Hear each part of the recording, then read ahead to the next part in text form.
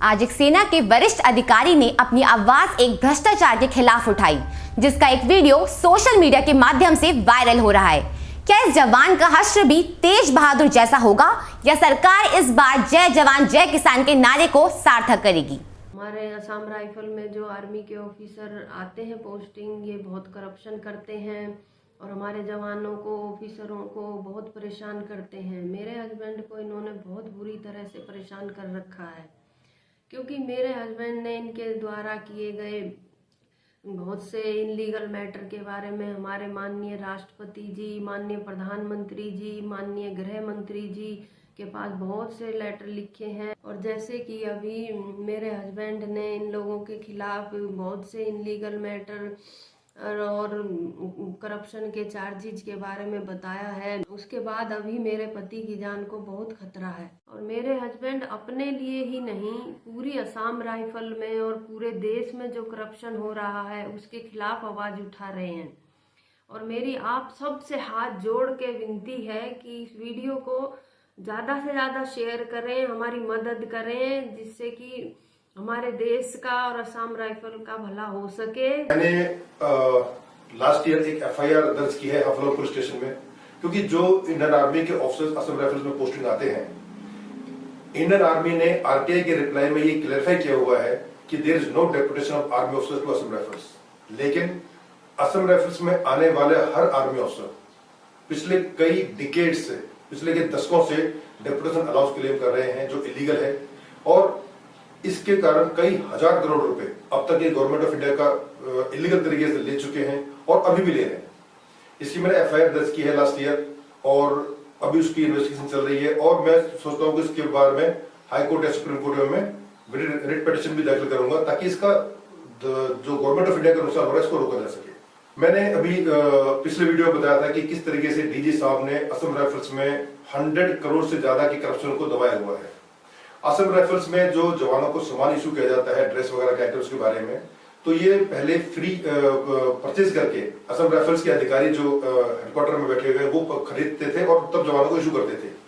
लेकिन government of India ने कुछ आइटम्स के बदले में पैसा देने का निर्णय लिया, उसके बाद में पैसा दिया जाने लगा। लेकिन जो ऑलरेडी आइटम खरीदा जा चुका था, क्योंकि वो चीप क्वालिटी का था और हाई रेट्स में खरीदा गया था, और इस बात की जानकारी अलग अलग हेडक्वार्टर्स से, डीजी हेडक्वार्टर्स को ऑलरेडी ऑफिशियल रिपोर्ट दी गई है, उसके बावजूद उस बात की इंक्वायरी आज तक नहीं की गई। क्योंकि अगर इसकी इंक्वायरी हो गई तो असम राइफल्स में, क्योंकि जो भी प्रोक्योरमेंट होता है वो आर्मी के ऑफिसर्स ही करते हैं, जो अलग अलग हेडक्वार्टर्स में बैठे हुए हैं, डीजी हेडक्वार्टर्स में बैठे हुए हैं, वही करते हैं। तो अगर इस केस की इंक्वायरी हो जाती है तो जो मोडस ऑपरेंडी है असम राइफल्स में करप्शन करके पैसे कमाने का, ये एक्सपोज हो जाएगा।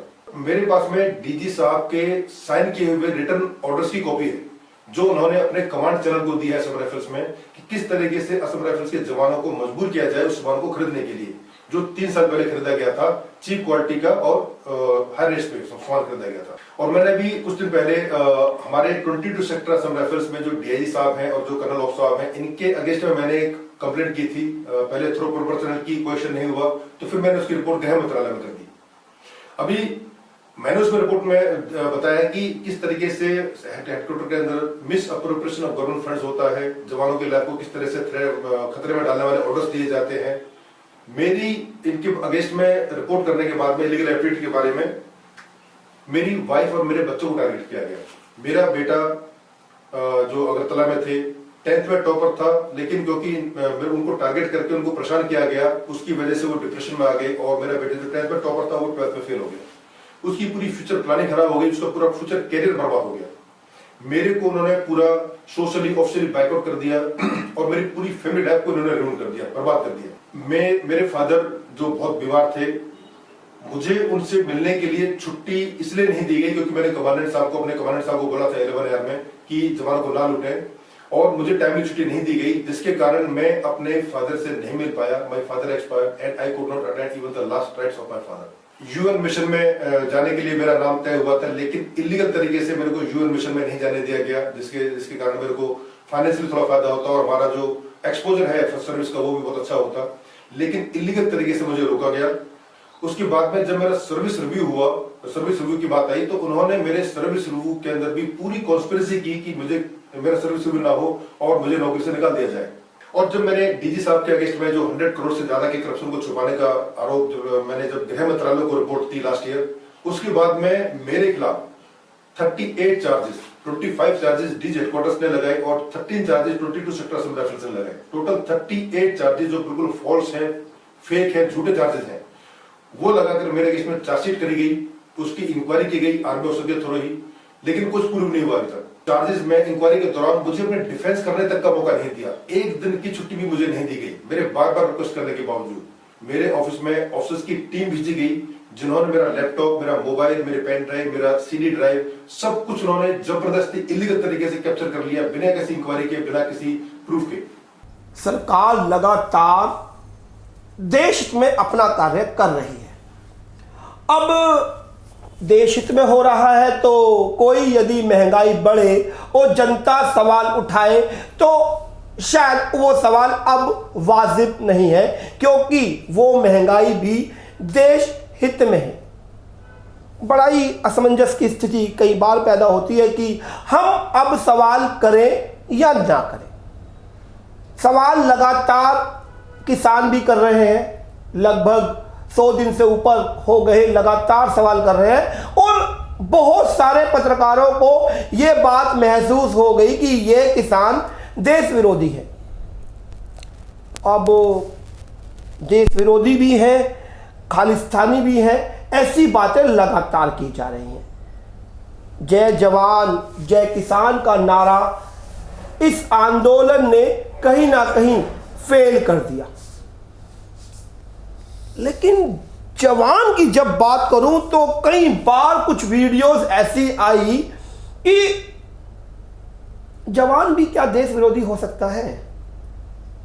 क्या हमारे देश का जवान जो हमारे देश की सीमाओं पर अपनी जान की बाजी लगाकर तैनात है, क्या वो भी देश विरोधी हो सकता है?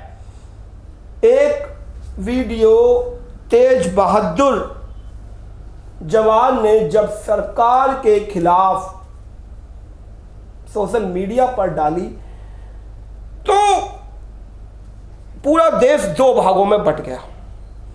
एक ने कहा कि जवान अपनी आवाज उठा रहा है तो उठाने दीजिए, दाल की जगह पानी और रोटी की जगह जली रोटी खाएंगे तो कहां कब तक वो अपना मोरल मजबूत रख पाएंगे। और एक वीडियो और अभी असम राइफल के एक बड़े अफसर की लगातार वायरल हो रही है। अब उसमें भी बहुत सारे सवाल सरकार के खिलाफ उठा दिए। अब ये वीडियो जो आई है यह भी नहीं समझ पा रहे कि वो वीडियो अब देश विरोधी है या मैं अब उस जवान को देशद्रोही करार कर दूं। मेरी वीडियो को आपने देखा, मैंने आपको अभी एक वीडियो दिखाई। आप लगातार जवानों की, सिपाही जो हमारे देश की सीमाएं हैं उनके जो जवान हैं उनकी आवाज़ उठाते हैं। पैरामिलिट्री संगठन के आप चलाते हैं और नाम आपका किरण पाल। मैं जो वीडियो मैंने आपको दिखाई, अब ये वीडियो जब चलेगी तो इस वीडियो में भी दो बातें आ जाएंगी कि या तो ये जो हमारे सिपाही हैं ये देशद्रोही है, गलत बात कर रहे हैं, साहब सरकार के खिलाफ बात कर रहे हैं, और या यदि नहीं तो इसकी जांच। क्या कहेंगे सर? सबसे पहले मैं बता देना चाहता हूं कि सरकार को समस्त सारी बातों को हमने रिटर्न लिख के दिया है। गृह राज्य मंत्री नित्यानंद राय जी से और जी किशन रेड्डी जी से स्वयं मेरी मुलाकात इन बातों पे हुई है, और हमारे संगठन के बाकी लोग भी थे। हमने ये उनको बोला है कि सर अगर देश के प्रति आप कहते हो कि हम जो है सीमाओं पर मजबूती में हैं, हम चीन के सामने सीना तान के खड़ा तो जवान है ना। कोई आपने मंत्री देखा कि जो ये कहते हैं कि सर्जिकल स्ट्राइक पे लोग क्वेश्चन करते हैं, तो सर्जिकल स्ट्राइक हमने करी, हमारे जवानों ने करी। हम देश के लिए वहाँ पे सीमाओं पे खड़े हैं। लेकिन अगर कोई जवान वीडियो डाल रहा है तो उस वीडियो का मुख्य उद्देश्य है सरकार की लापरवाही, और सरकार को इस बात की पता है। हमने सरकार को बोला कि सर इस तरह से जो ये जवान वीडियो डालते हैं, जवान सोशल मीडिया का सहारा ले रहा है, ये क्यों ले रहे हैं?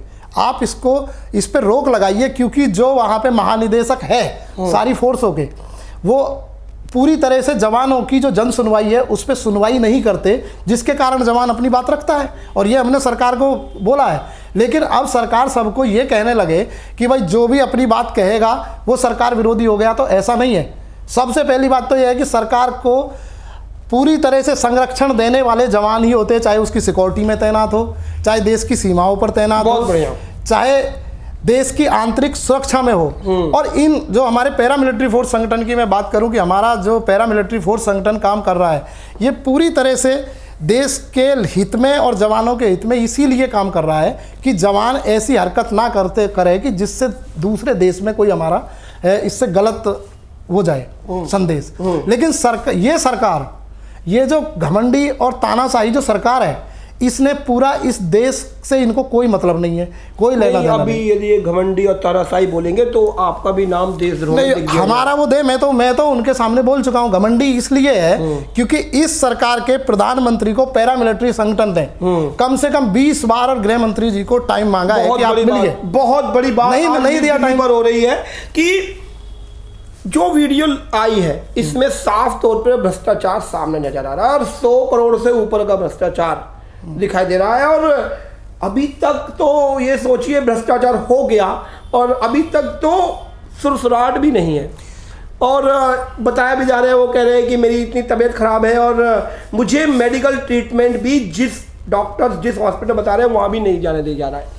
और लगातार बात आ रही है कि मैं इसको प्रूफ कर दूंगा। प्रूफ करेंगे कैसे?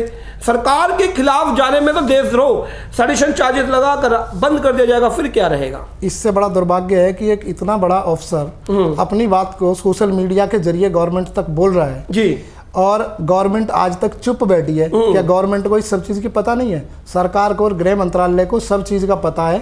और संबंधित विषय पर मैं एक बार आपका प्रकाश डालना चाहूंगा कि यह विषय अब से नहीं है, कई महीना पहले से यह विषय मेरे संज्ञान में था, जिसमें स्वयं देश के गृह राज्य मंत्री जी से मेरी बात हुई। मैंने कि सर ये सब सही नहीं है, और अगर ऑर्गेनाइजेशन में कोई गड़बड़ घोटाला हुआ है तो उसकी जांच जिस अधिकारी ने शिकायत करी है उसके विरुद्ध होनी चाहिए, या उसने जिस पे इल्जाम लगाया उसके। इसको क्या कहेंगे? अब इसको क्या कहेंगे? जो हो रहा है वो तो दिख रहा है आपको। मेरी अभी भी बात भी हुई तो उनका कहना है कि मुझे मेडिकल ट्रीटमेंट भी डॉक्टर की बातों के अनुसार नहीं दिया जा रहा। अब आप क्या कहेंगे? इस मुद्दे को आज लीड दिल्ली उठा भी रहा है, हो सकता है कि कल को सब कुछ ही बंद हो जाए, फिर हम भी बड़ा रिस्क लेकर इस बात को दिखाने की कोशिश कर रहे हैं। अभी मैं आपको बताऊं कि देखो, ज़्यादातर इस देश में एक बात हो चुकी है कि अगर किसी इतने बड़े अधिकारी ने ये एलिगेशन लगाया है, सच है या झूठ है, उसका तो स्वयं वो बता सकते हैं। लेकिन अगर वो कह रहा है कि मुझे साबित करने के लिए मौका दिया जाए तो मौका दिया जाए, तो उनको दिया जाए, मौका दिया जाए। और यही बात आज सामने हम रखना चाहते हैं कि तानाशाही इतनी ज्यादा मत कीजिए कि देश का जवान यदि बिगड़ा तो जो सुरक्षा बाहरी तौर पर हो रही है वह सुरक्षा उसका परिवार आंतरिक तौर पर यदि बगावत पे उतरा तो उसका हश्र क्या होगा यह सरकार शायद समझ नहीं पाई। हम इस एपिसोड को सरकार विरोधी नहीं कहेंगे। यदि सरकार इस एपिसोड को सरकार विरोधी मानती है तो इसका मतलब तो यह मान लीजिए कि अब मुंह पर उंगली रखने का वक्त या टेप लगा लेने का वक्त आ गया। एक अधिकारी जिसको आपने करोड़ों रुपए खर्च करके उसकी ट्रेनिंग करके उसकी भर्ती की, और एक बड़ा अधिकारी यदि किसी बात को रख रहा है, वो आप ही का तो था साहब, तो उसकी बात सुनने में आज आपको गुरेज है। इस गुरेज से साफ पता लगता है कि दाल में कहीं ना कहीं कुछ ना कुछ तो काला है, और यदि नहीं तो उसकी जबान आप अपनी तानाशाही से नहीं अपने जवाब से बंद कीजिए। उसकी बात सुनिए और उसको जवाब दीजिए।